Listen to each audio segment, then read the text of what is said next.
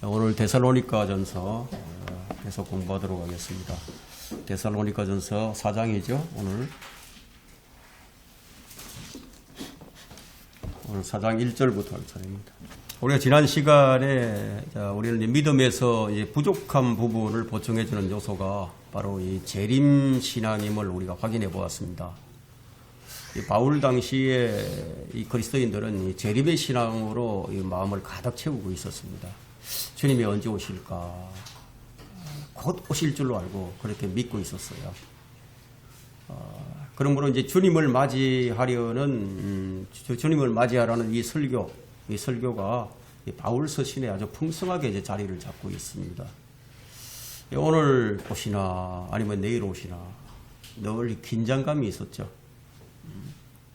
바울은 그들이 이제 아버지 앞에 거룩하고 흠이 없도록 세워지기를 간절히 바라면서 이 3장을 이제 마무리를 했습니다. 이제 4장을 시작하면서 이제 이렇게 시작을 합니다. 1절에 뭡니까? 그러므로 형제들아, 끝으로 우리가 주 예수 안에서 간구하고 권고하노니 너희가 어떻게 행해야 하고 어떻게 하나님을 기쁘시게 해야 하는가를 우리에게서 받은 바와 같이 더욱 넘치게 하라. 어떻게 행해야 하고 어떻게 하나님을 기쁘시게 해야 하는가, 이 두 가지죠. 이것이 넘치게 하라고 권면을 하고 있습니다. 이 바울이 이제 데살로니가 지방에 이제 머무는 그 기간은 아주 짧은 기간이었어요. 약 3주간의 이제 기간이었지만 그들에게 이제 사람을 기쁘게 하는 것이 아니라 하나님을 기쁘게 하는 것이 무엇인지를 가르쳤었다는 거예요. 지금 그것을 여기서 얘기를 하고 있죠. 주님께서 오늘 오실 수도 있고 또 내일 오실 수도 있지만, 그러나 우리가 우리의 일상을 흐트려서는 이제 안 될 것인데 곧 오시기 때문에 이 우리 일상을 포기한다는 것은 참으로 어리석은 일이라는 거예요. 그래서 이제 그리스도인의 삶이 어때야 하는지를 이제 말하기 시작합니다. 이제 1절에 보니까요, 이제 행해야 하고, 어떻게 행해야 하고, 이 행해야 한다, 이 동사를 사용했는데, 행하다, walk, 걷는다는 얘기죠. 이 동사는 헬라어로 이제 테리파테인, 걷다라는 의미이지, 이 삶을 산다, 이런 뜻이 아니에요. 걸어간다, 이런 뜻이죠. 이 단어는 어떤 의미가 있느냐 하면은, 아모스 3장 3절에서 두 사람이 동의하지 않고 함께 걸을 수 있겠느냐, 그와 같은 뜻이 있습니다. 또 이 창세기 6장 9절에서 이것이 노아의 내력이라, 노아는 의인이요 그 당대에 완전한 사람이었으며 하나님과 동행하였더라. 근데 이때 쓰인 단어와 똑같습니다. 그러므로 이제 여기서 이제 행하다, 어떻게 행해야 하고, 이 말은 걷다, 행하다, 동행하다, 이 말들과 같은 동의어죠. 이제 바울 서신의 다른 곳에서 성령 안에서 행하라, 성령 안에서 행하라. 이제 바울은 이런 말을 자주 하죠. 즉 성령 안에서 걸어가라는 얘기예요. 그 뜻이. 그래서 고린도전서 6장 19절에서는 그러므로 주와 합한 자는 한영이니라.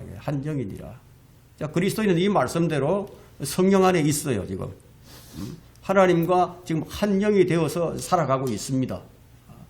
그리고 로마서 8장 9절에서는 그러나 하나님의 영이 너희 안에 거하시면 너희가 육신 안에 있지 아니하고 성령 안에 있나니라고 말씀하고 있거든요. 그럼 성령 안에 있으면은 어떻게 해야 되느냐? 성령 안에서 행해야 하는 것이 이제 마땅한 것이 되는 거죠. 그래서 모든 그리스도인은 이 성령 안에 있어요. 이 사실은 그가 어떻게 살더라도 변하지 않아요. 성령 안에 있단 말이에요. 근데 그리스도인은 숨을 쉬면서 살지만 성경이 그리스도인에게 명령하는 것은 뭐냐면 성령 안에서 행하라는 거예요. 성령 안에서 걸으라, 이런 뜻이죠. 이제 그리스도인의 생명은 물리적으로나 영적으로나 이미 성령 안에 있습니다. 이건 불변의 진리죠. 그러니 그리스도인은 이제 성령께서 지시하는 그 방향을 따라서 걸어가야 한다. 어떤 방향이 있잖아요. 우리 삶의 방향이 있고 마찬가지로 성령께서 인도하시는 대로, 성령께서 가르치시는 대로 그 방향을 따라서 걸어가야 한다. 이것이 이제 1절에서 행하라 하는 의미가 되겠습니다. 여러분이 이제 이 차이를 좀 알아야 됩니다. 이 성령님을 도구로 삼아서 그분으로 살라는 그런 의미가 아니라 우리가 주님의 도구가 되어야 한다는 거예요. 우리가 이제 종말론적인 신앙, 언젠가 이제 끝이 있다고 하는 이 기준을 가지고 살아갈 때 우리가 어떻게 행해야, 어떻게 행하며 어떻게 살아야 재림의 신앙에 합당한 신앙이 되느냐. 그것을 말하는 거죠. 우리의 믿음의 여정, 이 순례의 길을 걸어가는데 이 천성을 향해서 걸어가는 참된 모습이 뭐냐. 어떻게 행하느냐에 따라서 달려 있는 거죠. 그래서 우리의 신앙은요, 또 삶과 별개가 아닙니다. 우리의 신앙은 삶과 일치된 삶을 살아가야 합니다.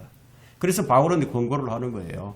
너희가 어떻게 행해야 하고 어떻게 하나님을 기쁘시게 해야 하는가. 그것을 여기서 이제 말하고 있습니다. 2절을 한번 보세요. 2절은 이는 우리가 주 예수를 통하여 너희에게 준 명령들이 무엇인지 너희가 알미니라. 너희가 안다고 얘기를 하고 있죠. 이 말은 이미 바울이 데살로니가에서 3주 동안 거할 때 거기서 다 가르쳤다는 거예요. 그러면 하나님을 기쁘시게 하는 것이 뭐냐는 거예요. 하나님을 기쁘시게 하는 것. 그것이 하나님의 뜻을 따르는 것인데 그것이 무엇인지를 3절에서 얘기를 합니다. 3절을 보세요. 하나님의 뜻은 이것이니 하나님의 뜻이 이것이다. 곧 너희의 거룩함이니라. 너희는 음행을 삼가고 너희 각자가 거룩함과 존귀함으로 어떻게 자기 자신의 그릇을 소유하는가를 알며 하나님을 모르는 이방인들과 같이 세욕에 빠지지 말고 어떤 문제에 있어서도 정도를 지나쳐 자기 형제를 속이지 말라. 이는 우리가 미리 경고하였고 증거한 바와 같이 주께서는 이러한 사람들에 대하여 벌을 주시는 분이시기 때문이니라. 하나님께서 이제 우리를 부르실 때 하나님의 뜻이 있죠. 하나님의 목적이 있고 하나님의 뜻은 너희가 이렇게 살아야 한다. 내가 너희에게 이제 바라는 것은 바로 이것이다. 그것이 뭐냐? 한마디로 말한다면은 거룩함이다. 내가 거룩하니 너희도 거룩하라. 거룩하지 않으면 아무 일도 안 된다는 거예요. 예물을 우리가 드릴 때에도 거룩하게 구별된 것으로 드리죠. 그래서 성경은 어디에서나 우리가 육과 영의 모든 더러움에서 깨끗하라, 거룩하라. 우리가 거룩하면요, 마귀의 유혹에 이길 수 있어요. 마귀의 유혹에 넘어가지 않습니다. 여러분이 거룩하면 하나님을 기쁘시게 하는 삶을 살 수가 있어요. 그럼 마귀가 하는 짓이 무엇입니까? 마귀가 하는 짓이 그리스도인들이 거룩하게 살지 못하게 만드는 거예요. 그래서 마귀는 사람들이 하나님의 뜻을 모르도록 만드는 거예요. 알 수 없도록. 그래서 마귀는 하나님의 뜻을 오해하게 만듭니다. 하나님을 뜻을 알려고 하는 사람들에게는 오해하게 만든다는 거예요. 그래서 마귀는 궁극적으로는 하나님의 뜻을 실행하지 못하게 만들어요. 그래서 오늘 이 본문 3절에서 하나님의 뜻은 이것이니 라고 말하면서 그것이 곧 너희의 거룩함이다.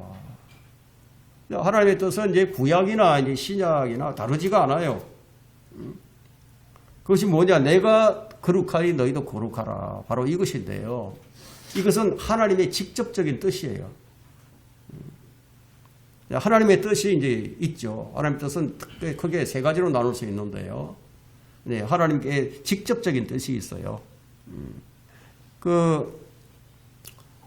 또 허용하시는 뜻이 있죠. 그리고 온전하신 뜻이 있어요. 거룩하게 하려는 것이 바로 너희를 거룩하게 하려는 것이 너희를 부르신 하나님의 뜻이다고 지금 바울이 얘기를 합니다. 그럼 거룩함이란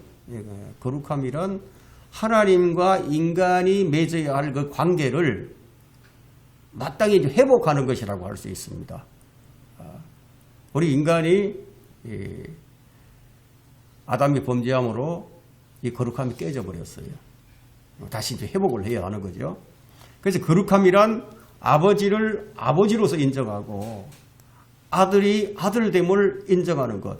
이 올바른 관계가 이제 거룩함이라고 할 수 있습니다. 이처럼 자신의 삶을 향한 하나님의 뜻을 찾는 그리스도인들에게 우리가 가진 이 성경은 충분하고도 넘치는 답을 우리에게 제시를 해줍니다. 먼저 성경에는 이제 세 가지 뜻이 있다고 제가 말씀을 드렸죠. 그중 두 가지가 바로 허락하시는 뜻과 직접적인 뜻이에요. 이 부분에 관해서는 로마서 12장 2절에 기록이 되어 있습니다. 거기에는 온전하신 뜻이 나와요. 하나님의 선하시고 기뻐하시고 온전하신 뜻이 무엇인지 입증하라. 너희는 세상과 일치하지 말고, 세상과 일치하지 말라고 얘기하고 있죠. 세상과 친구 되지 말아야 하고 세상과 동화되지 않아야 된다는 거죠. 이 세상에서 구별되어야 된다. 너희는 세상과 일치하지 말고 너희 마음을 새롭게 함으로써 하나님의 선하시고 변화를 받아서 하나님의 선하시고 기뻐하시고 온전하신 뜻이 무엇인지 입증하도록 하라. 그러면 바울의 간절한 바람이 무엇이었느냐 하면요, 그의 모든 회심자들이 하나님의 모든 뜻 안에서, 이 세 가지 뜻 안에서 온전하고 완전하게 바로 서는 것이었어요. 그리고 바울은 이것을 위해서 모든 그리스도인은 주의 뜻이 무엇인지를 이해하라고 권면을 합니다. 그럼 주의 뜻이 무엇인지 알려면은요, 그럼 우리가 성경을 모르면 알 수가 없는 거죠. 그래서 바울은 그분의 뜻을 아는 지식으로 충만하게 되라고 얘기를 합니다. 우리 마음으로부터 먼저 이제 하나님의 뜻을 행할 수가 있어야 되겠죠. 하나님의 뜻은 모든 뜻 안에서, 하나님의 모든 뜻 안에서 행하려면은 먼저 선결되어야 할 조건이 있습니다. 그것이 이제 하나님의 직접적인 뜻인데요. 본문 우리가 방금 읽었던 3절에서 이제 6절 우리가 읽었죠. 여기 열거하고 있는 대로 하나님의 뜻은 명시된 그대로 성결하고 깨끗하게 되고 음행을 피하는 것이라는 겁니다. 데살로니가전서 5장 18절에 보면 하나님의 뜻은 모든 일에 감사를 드리는 것이다. 베드로전서 2장 15절에는 하나님의 뜻은 선으로 악을 이기는 것이다. 그러니까 하나님의 뜻은 또한 고난을 받아야 한다면 악이 아니라 선으로 악을 이기는 것이다. 선을 행하다가 고난을 받는 것이 더 낫다. 이런 말씀이 베드로전서 3장 17절에 이제 주어져 있습니다. 이런 모든 것들은 직접적인 뜻이죠. 하나님의 직접적인 뜻은 모든 사람이 그분의 아들을 자신의 구주로 영접하는 것이 또 하나님의 직접적인 뜻이에요. 질병 치유나 결혼, 물건을 사고 파는 일, 이사를 가는 일, 직업을 바꾸는 일, 학교를 지나가는 일, 사역을 지원하는 일, 사람과 매일 업무를 다루는 것과 같은 그런 영역에서도 우리에게 필요한 것이 무엇입니까? 바로 거룩함을 위해서 뭐가 필요하죠? 기도가 필요하죠. 그리고 이 모든 일에 있어서 우리는 하나님의 뜻을 구해야 합니다. 기도로서 구해야 되는 거죠. 그리고 그리스도인은 마땅히 모든 일에 기도와 간구로 자기의 구할 것을 감사함으로 알려지게 하라고 빌립보서 4장 6절에서 우리에게 권면을 주고 있습니다. 어떤 일이나 어떤 사람에 대해서 내가 이제 결정을 내려야 할 일이 오죠. 그럴 때 우리가 하나님의 뜻을 알아야 되겠죠. 또 특히 어떤 성경을 읽을 것인가, 그리고 어떤 교회에 내가 등록을 해야 할 것인가, 이런 문제는요 참 기도가 필요한 거예요. 이런 모든 영역에서 하나님께서 기뻐하시는 것이 무엇일까? 여러분 그것을 알아야 하지 않겠어요? 내가 이렇게 하는 것을 하나님께서 기뻐하실까? 아니면 저렇게 하는 것을 기뻐하실까? 왜냐하면 모든 것이 이제 거룩함과 결부되어 있기 때문이에요. 거룩함이 하나님의 뜻이에요. 이것은 우리 신앙의 처음부터 끝까지 이거 우리가 잊어서는 안 되는 기준이 되는 겁니다. 거룩함이 바로 기준이에요. 우리의 행복보다도 우리의 성취보다도 거룩함이 먼저예요. 거룩함이 반드시 따라야 한다는 것인데 거기에 거룩함에 따르는 것이 뭐냐면 여기 이제 본문에 보니까 너희는 음행을 삼가하고 얘기합니다. 우리가 음행이라고 얘기할 때 뭐 실제적인 음행이 있고 또 영적인 음행이 있습니다. 여기 요즘은 이제 세상이 이제 뒤바뀌어서 음행이 죄가 아니다. 죄가 아니라고 하는 그런 세상이 이제 되어버렸지만 성경은 거룩함을 이루기 위해서는 음행하지 말라고 경고를 합니다. 음행하지 말라. 지금은 어떤 시대입니까? 지금은 지극히 엄난한 그런 시대죠. 지금 세상은 경쟁 시대죠. 어떤 것을 경쟁할까요? 누가 더 더러운가? 누가 더 부패한가? 누가 더 부정한가? 누가 더 음란한가? 누가 더 쾌락을 좋아하는가? 그것을 경쟁을 하면서 여러분 요즘 뭐 먹고 마시고 이런 것들이 TV 프로를 보면 대부분 프로가 뭐예요? 먹방이에요. 먹방.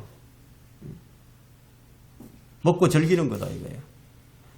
그런 프로그램이 인기를 끌어요. 그 노아의 날과 롯의 날과 같이 이제 먹고 마시고 이 쾌락을 즐기는 것. 여러분 이제 모든 지상파나 이제 공중파 방송을 한번 보세요. 대부분 그 프로그램을 차지하고 있는 것들이 여행하는 프로, 먹방 프로 이런 것들이 이제 주류를 이루고 있죠. 이런 모든 것들이 거룩함과는 어떻겠습니까? 거룩함과는 거리가 아주 멀다 이거예요. 상상할 수 없을 정도로 엄난한 세대예요 지금. 여성들을 위한 호스트바가 성행을 하고 있고요. 동성 혼인이 합법화되어 있고요. 심지어는 영국에서는 이제 반려견들과 결혼하는 그런 자들도 있습니다. 그래서 이제 말세다라고 얘기를 하는 거죠. 이 음란이라는 것이 정치, 경제, 군사, 언론, 문화, 종교, 교육 모든 분야에 다 깊이 스며들어 있습니다. 거룩함이라고는 찾아볼 수 없는 그런 세대가 되었는데 기독교는 어떻습니까? 기독교는 계시록에 나오고 있는 음녀와 음행을 해서 배도를 해버렸다 이거예요. 음란을 이기지 못하고 넘어지는 목사들이 얼마나 많이 있습니까? 이처럼 음란의 영이 어느 시대보다도 극심하게 활동하는 시대가 바로 이 시대예요. 그래서 4절에서 뭐라고 얘기합니까? 너희 각자가 거룩함과 존귀함으로 어떻게 자기 자신의 그릇을 소유하는 것인가를 알며 여러분 음란한 시대의 특징이 뭐냐? 자기 아내를 존귀하게 대하지 않는 것이 음란한 세대의 특징입니다. 음란이 어디서부터 시작이 됩니까? 가정에서부터 시작이 되죠. 아내를 남편의 성적인 대상으로 생각을 한다거나 배우자를 자기 정욕을 채우는 그릇으로 생각하지 말라는 거죠. 자, 우리는 이 음행과 관련해서 고린도전서 3장 16절부터 17절과 한번 연결을 시켜보겠습니다. 고린도전서 3장 16절로 한번 가보세요.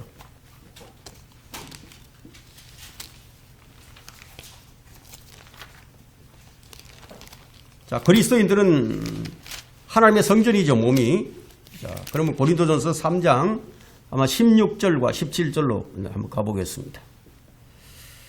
자, 거기 보니까 너희가 하나님의 성전인 것과 하나님의 영께서 너희 안에 거하시는 것을 알지 못하느냐.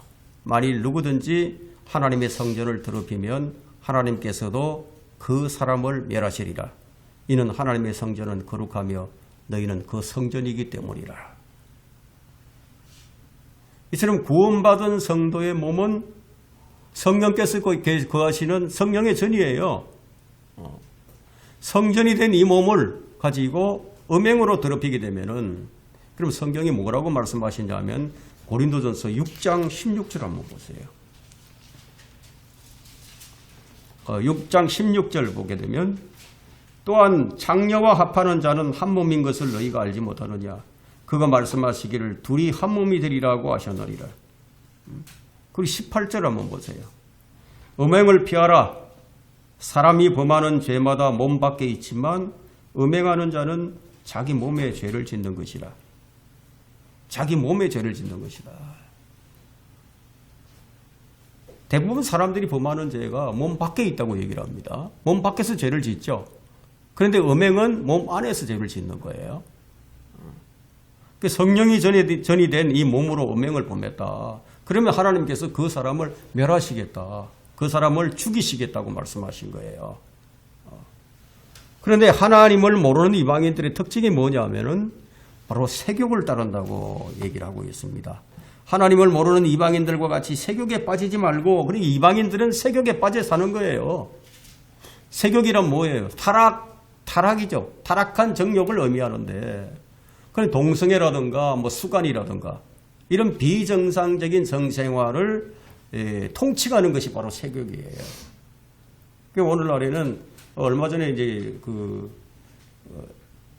감리교 이 감독이 하는 그런 총회, 어떤 총회가 열렸는데요. 그 의제가 뭐였냐면은 NCCK를 탈퇴하는, 그것을 가지고 이제 의제를 가지고 논의를 했는데, 감독 의장이 그래도 우리 감리교는 이 NCCK에 계속 머물러 있으면서 그냥 가는 것이 좋겠다 이렇게 하니까, 그래도 어떤 좀 장로 한 사람이 그 용기 있는 장로지요. 그 장로가 일어나서 우리가 이런 NCCK의 탈퇴를 의제를 가지고 이렇게 회의를 주관하고 있는데, 감독 회장은 그 회의를 이 주제를 가지고 의제답게 그냥 지금 진행을 해줬으면 좋겠다.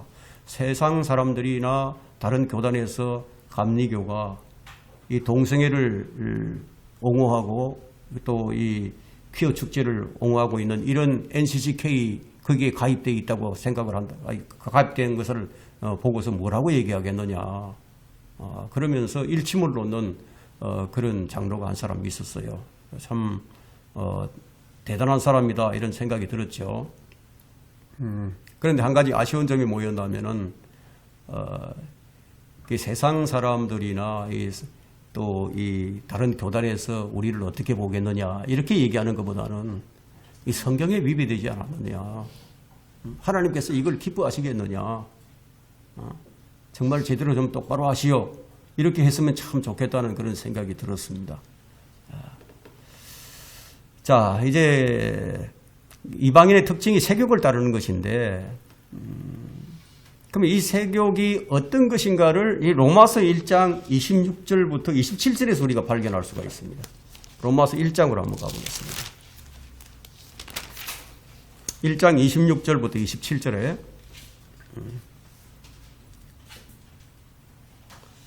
자, 이로 인하여 하나님께서 그들을 수치스러운 욕정에 내버려 두셨으니 심지어 그들의 여자들까지도 본래대로 쓰는 것에서 본성을 거역하는 것으로 바꾸었습니다. 마찬가지로 남자들도 여자들을 본래대로 쓰는 것에서 벗어나 서로 음욕이 부릴듯 하니 남자들이 남자들과 더불어 부끄러운 일을 행하여 그들의 그릇 때문에 상당한 보응을 자기 자신들에게 받았느니라. 자, 이 말씀이 동성애를 옹호하는 말씀입니까? 거의 이방인들이에요. 자신의 그릇을 본래대로 쓰는 것에서 벗어나서 욕정에 자신을 그냥 내던져 버리듯이 너희들도 그렇게 되지 않도록 조심하라고 얘기하는 거예요. 지금 5절이 지금 그걸 얘기합니다. 하나님을 모르는 이방인들과 같이 세욕에 빠지지 말고, 그리고 이 세욕을 쓰고 있는 것이 또 골로새서 3장 5절인데요. 그 골로새서 3장 5절에는 그러므로 땅 위에 있는 너희 지체를 죽이라. 곧 음행과 부정과 사욕과 악한 세욕과 탐심이니 탐심은 우상숭배이라. 여러분, 음란해지는 것은 아주 간단한 거예요. 자기 본성에 맡기면 되는 거예요. 그럼 음란해지는 겁니다. 자, 주님께서는 마태복음 5장 28절에서 이렇게 말씀하셨죠. 내가 너희에게 말하노니 음욕을 품고 여자를 바라보는 자는 누구나 그 마음으로 그녀와 더불어 간음하였나니라. 성경은 하나님을 모르는 이방인들과 같이 세격에 빠지지 말라고 경고를 합니다. 오늘 이 본문에서 우리에게 주는 경고는 본성대로 살지 말라는 거예요. 어떻게 행해야 할지 이미 내가 가르치지 않았느냐. 그것은 너희가 어떻게 행하고 어떻게 주를 기쁘시게 하는가를 배운 그대로 하라는 거예요. 기도하고 찬양하고 가르치고 하는 자들이 음란에 빠지는 자들이 한둘이 아니지 않습니까? 실컷 하나님을 찬양하고 나서 몇 시간씩 기도하고 나서 가서 엉뚱한 짓을 하고, 이게 유명한 목사들의 스캔들이 되어버렸어요. 그러면 어떻게 해야만 이런 데서 자유로워질 수가 있느냐? 그건 다른 게 없어요. 성령 충만뿐입니다. 성령 충만해서 성령을 따라서 걷는 거예요. 성령을 따라 행하는 거예요. 무엇이 하나님을 기쁘시게 하는지 그것을 생각하고 그 생각으로 넘치게 하라는 거예요. 그래, 넘치게 했으면은 그대로 행하라는 겁니다. 오늘 이것이 본문에서 말하고 있는 핵심 메시지입니다. 그렇다면 우리가 거룩하게 하고자 한다고 그럼 거룩하게 되느냐? 이런 질문을 여러분 스스로, 여러분 자신에게 한번 해보시고 그리고 스스로에게 대답을 할 수 있어야 됩니다. 우리를 거룩하게 하는 것이 무엇입니까? 성경에서 찾아본다면은 요한복음 17장 17절에서 아버지의 말씀으로 그들을 거룩하게 하여 주옵소서. 아버지의 말씀은 진리입니다. 그럼 성령께서 우리를 거룩하게 하실 때 무엇으로 거룩하게 하실까요? 아버지의 말씀으로 우리를 거룩하게 하시죠.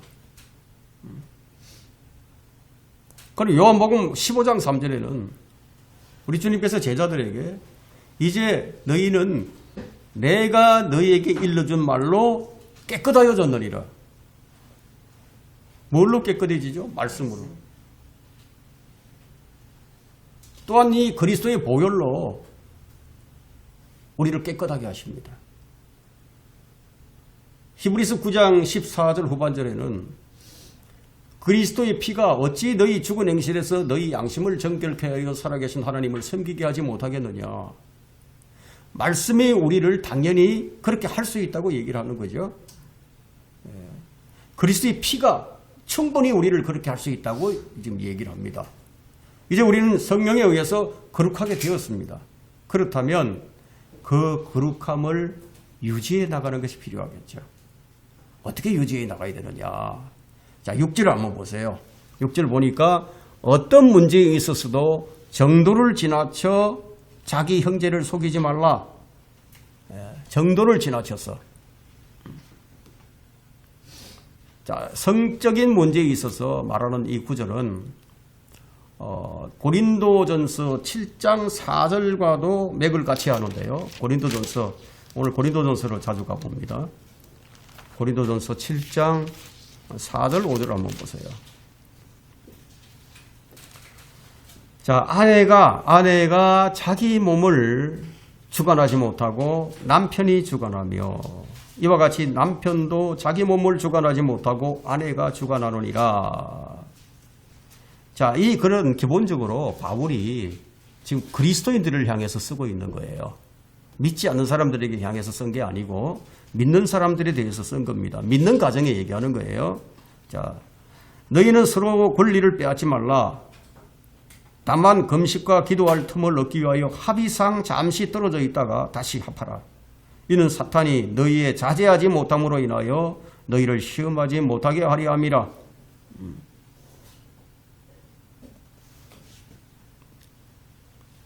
거룩함을 유지하는 데 뭐가 필요합니까? 부부관계가 아주 중요해요. 성경적인 부부관계를 유지해 나가야 된다는 거죠. 그럼 부부관계가 원만하지 않게 되면요, 깨지는 거예요. 안에서 깨진 바가지는 밖에서도 깨지는 법입니다. 그럼 우리가 음란과 색욕을 떠나지 않고서는 하나님의 관계가 정상화될 수가 없어요. 바로 설 수가 없어요. 그래서 바울은 음행을 피하기 위해서는 결혼할 것을 명령합니다. 음행하지 않기 위해 남자마다 자기 아내를 두고 자기의 남편을 둘지니라 하고 고린도전서 7장 2절에서 얘기합니다. 음행하지 않기 위해서. 결혼은 음행을 피하는 취할 수 있는 최상의 방법이기도 합니다. 그러나 성적 욕구를 얼마든지 자제할 수 있어서 얼마든지 음행을 피할 수 있는 사람이라면 반드시 결혼해야 할 필요가 없다고 바울은 덧붙이고 있습니다. 남녀 간의 이제 성적 욕구는 자연스러운 현상이기 때문에 죄악시할 필요는 없지만 그것이 음행이라는 형태로 발전하게 되면 죄가 되는 거죠. 그래서 하나님께서는 결혼이라는 멋진 장치를 이제 마련해 주셨어요. 이 결혼이라는 남녀 간의 관계를 맺어주신 분이 하나님이셨습니다.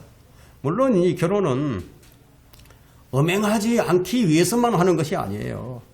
이것은 인류 최초의 결혼을 제정하신 하나님께서도 분명히 밝혀놓으셨습니다. 배우자를 그를 위하여 돕는 자로 정의해 놓으신 거예요.